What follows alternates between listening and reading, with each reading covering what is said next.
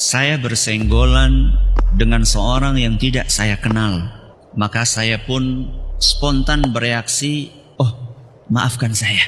Maka dia pun menjawab juga, "Maafkan saya." Orang itu dan saya berlaku sangat sopan. Maka kami pun berpisah dan saling mengucapkan salam. Subhanallah. Minta maaf, kemudian apa? Assalamualaikum.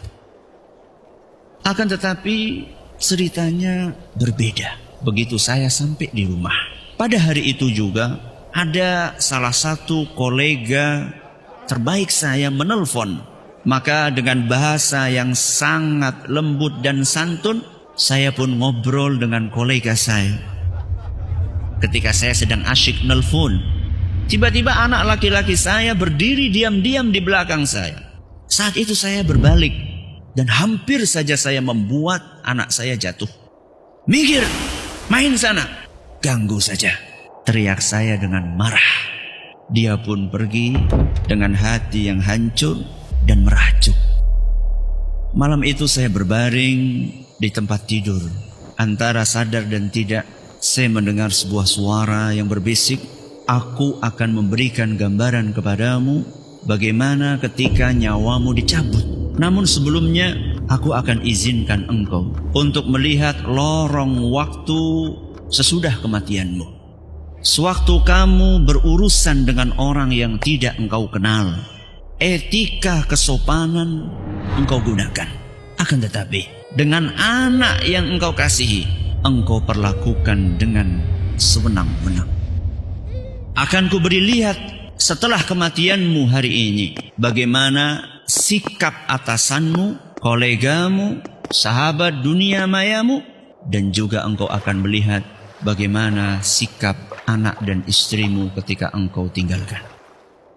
Aku pun melihat hari itu saat jenazahku masih diletakkan di ruang keluarga. Ternyata hanya satu orang sahabat dunia mayaku yang datang.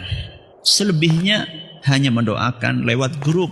Bahkan ada yang sama sekali tidak komentar apapun atas kematianku. Lalu teman-temanku sekantor hampir semuanya datang. Mereka hanya sesaat melihat jenazahku. Kemudian mereka asyik foto-foto dan mengobrol. Bahkan ada yang masih sempat asyik untuk membicarakan aibku sambil tersenyum-senyum. Bos yang aku hormati hanya datang sebentar, melihat jenazahku, dalam hitungan menit kemudian dia langsung pergi lagi.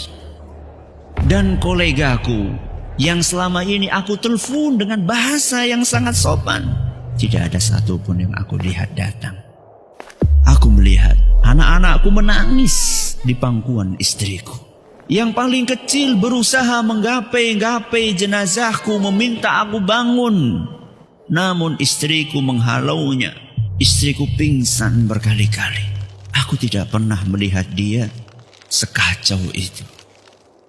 Kemudian aku teringat betapa sering aku acuhkan panggilan istriku yang mengajakku untuk mengobrol.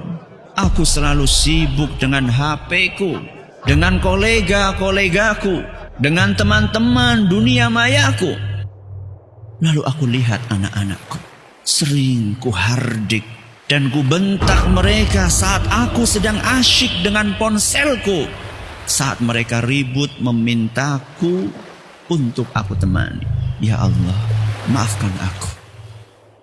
Pada hari yang ke-7, sejak kematianku, ternyata teman-temanku sudah melupakanku semuanya. Sampai detik ini aku tidak pernah mendengar ada di antara mereka yang mendoakanku.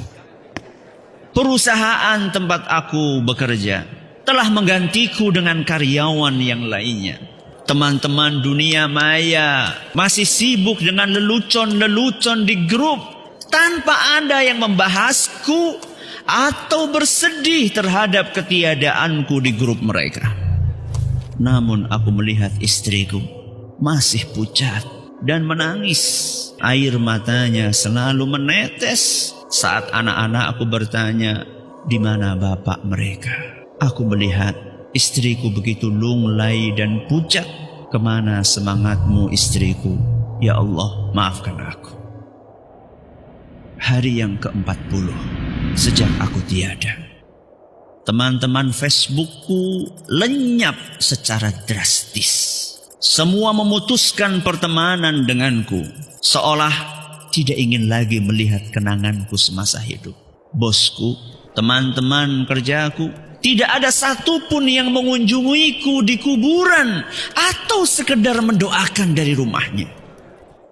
Lalu kulihat keluargaku. Istriku sudah bisa tersenyum. Akan tetapi tatapannya masih kosong. Anak-anak masih ribut, menanyakan kapan bapaknya pulang. Dan yang paling kecil, yang paling kusayang, masih selalu menungguku di jendela menantikan aku datang. 15 tahun berlalu. Kulihat istriku sedang menyiapkan makanan untuk anak-anakku. Sudah mulai kelihatan guratan tua dan lelah di wajahnya. Dia tidak pernah melupakan anak-anak untuk ziarah makam bapaknya. Jangan lupa berdoa setiap sholat. Sampai bertahun-tahun. Anak-anak dan istriku pun masih terus mendoakanku di dalam sholat-sholat mereka. Agar aku selalu berbahagia di akhirat sana. Lalu seketika, aku terbangun dan terjatuh dari dipan. Ya Allah, Alhamdulillah. Ternyata aku cuma bermimpi. Pelan-pelan, aku pergi ke kamar anakku dan berlutut di dekat tempat tidurnya.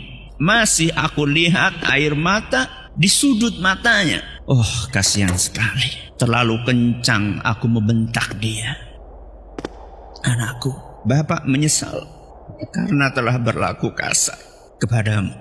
Maka si kecil pun bangun dan berkata, oh Bapak, tidak apa-apa. Aku tetap mencintaimu. Anakku, aku mencintaimu juga. Aku benar-benar mencintaimu. Maafkan aku anakku. Dan kupeluk anakku, kuciumi pipi dan keningnya. Lalu kulihat istriku tertidur. Istriku yang sapaannya sering aku acuhkan. Ajakannya untuk berbicara sering aku sengaja berpura-pura tidak mendengarnya. Bahkan SMS darinya sering aku anggap tidak bermakna. Maafkan aku istriku. Apakah kita menyadari bahwa jika kita mati esok pagi, perusahaan di mana kita bekerja akan dengan mudah mencari pengganti kita dalam hitungan hari. Teman-teman akan melupakan kita sebagai cerita yang sudah berakhir. Bahkan beberapa masih menceritakan aib-aib yang tidak sengaja kita lakukan.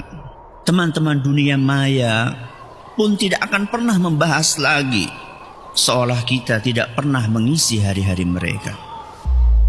Lalu aku rebahkan diriku di samping istriku.